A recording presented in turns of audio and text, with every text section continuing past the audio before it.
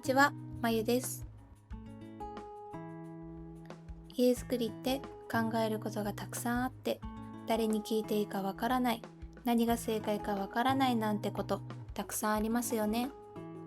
今日はそんな方々のために我が家で採用してよかったおすすめ10選を紹介していきます。少しでも家づくりをされている方の参考になれば幸いです。それでは早速行ってみましょう。10位、横広玄関と玄関ニッチ。我が家の玄関は縦方向に短く、横方向に広めになるように計画しました。アパート時代に後ろで人が詰まり、中に入れないということが本当にストレスだったので、最低でも3人が並んで座れる玄関幅に。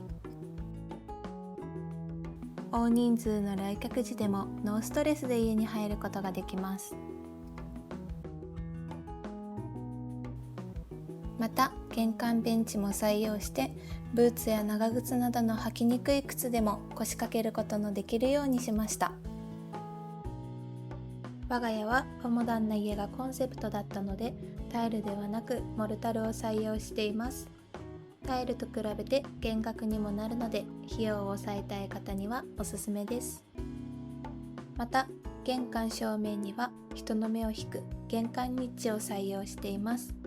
玄関の幅に合わせて横広のニッチとすることで、玄関とのバランスをとっています。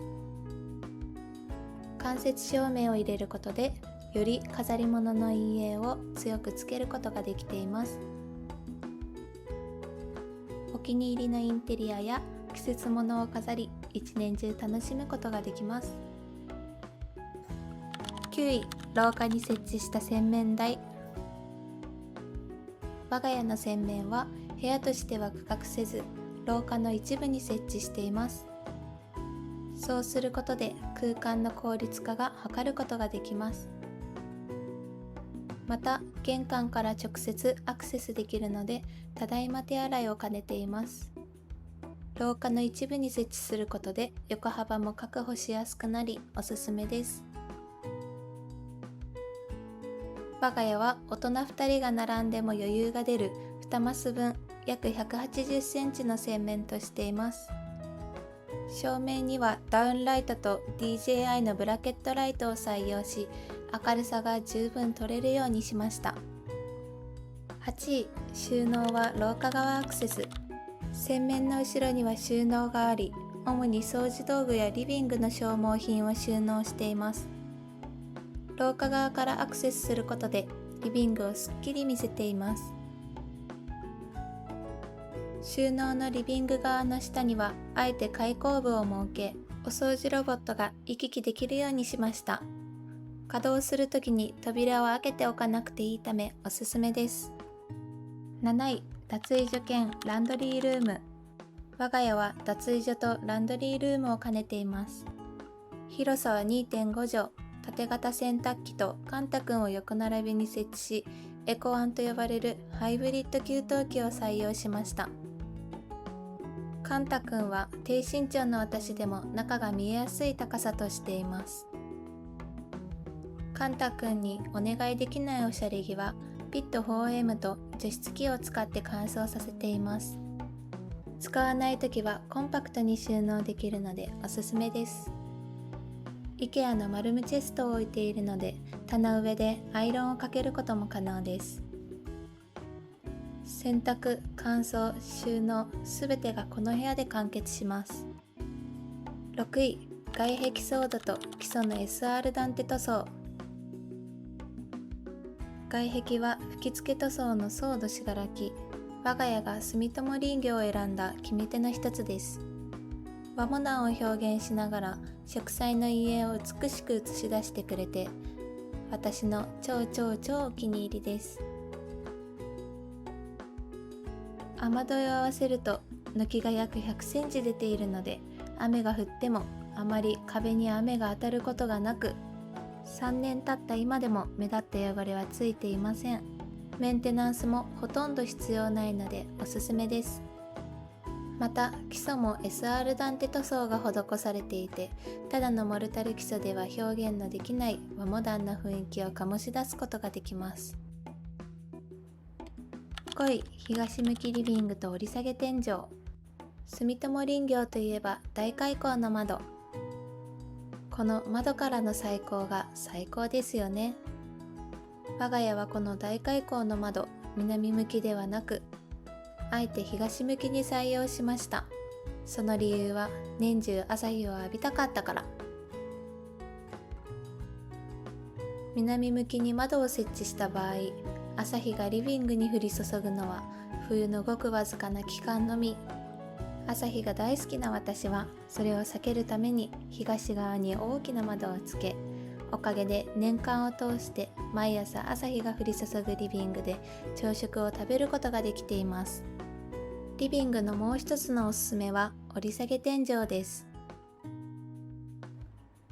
L 字にキッチン上まで伸ばしたことで、キッチンが別空間のように表現され、つながった LDK でもメリハリが生まれます。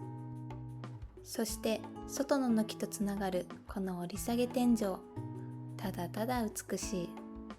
おすすめです。4位、セラミックトップのキッチン。住友林業はなんとこのリセル SI のセラミックトップが標準で選べちゃいます。現物を見て私の一目惚れですぐにキッチン選びは終了しました。熱いままの鍋を置いてもそのまま包丁を使っても傷一つつきません。おしゃれでメンテナンス性も最高。言うことなしです。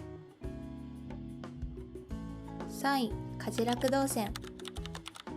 3位は水回りの動線です。回遊動線が流行っている中、我が家は回遊せず、キッチン、洗面、ランドリー、バスルームまでが一直線の動線を採用しています。料理をしながら子供のお風呂の様子も見れるし、とってもおすすめ。外干し派の人もランドリールームからキッチン横の勝手口を通り、お庭に出ることができる間取りとなっています。2位、廊下とつながるシュークロ。いよいよ終盤、私のインスタグラムで100万回以上再生されたこちらのアイデア。玄関のシューズクロークにつながる扉をつけて、廊下側から靴を取れるようにしました。こうすることで玄関に靴箱を置く必要がなくなり、狭くなりがちな玄関の空間を広く取ることができました。1位、まるで旅館な小上がり和室。待望の第1位はインスタグラムで一番反響の大きかった小上がり和室です。使い方としては子供と遊んだり、夫とお茶をしたり、来客時の寝室として使っています。広さは 5.5 畳、畳部分は3畳しかありませんが、来客時にはシングル布団を2枚並べて敷くことができます。この板の間はスプーンカット。なんとも足触りが最高です。20センチの小上がりは腰掛けるのにもちょうどよく、ベンチ代わりになります。奥には掘りごたつ式のスタディカウンターを設けていて、普段は夫の在宅ワークに使用したり、将来的には子供の勉強机としての利用を予定しています。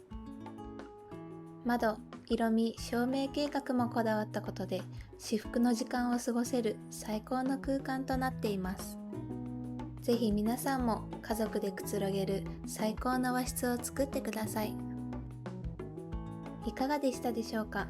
こだわりが詰まった我が家の厳選したおすすめポイントでした。家づくりって楽しみな反面、わからないことも多くて不安になりますよね。そんなあなたの力になれるよう、住宅四天王エースさんと無料家づくりサポートを行っています。ハウスメーカーの選び方や間取りのチェック、資金のことや土地探しまで一緒に寄り添ってサポートしています。安心して家づくりを進めたい方は、ぜひ眉までお気軽にご相談ください。これからルームツアーやインテリア紹介、日々の暮らしの Vlog などアップしていきますので、ぜひチャンネル登録してください。ではまたお会いしましょう。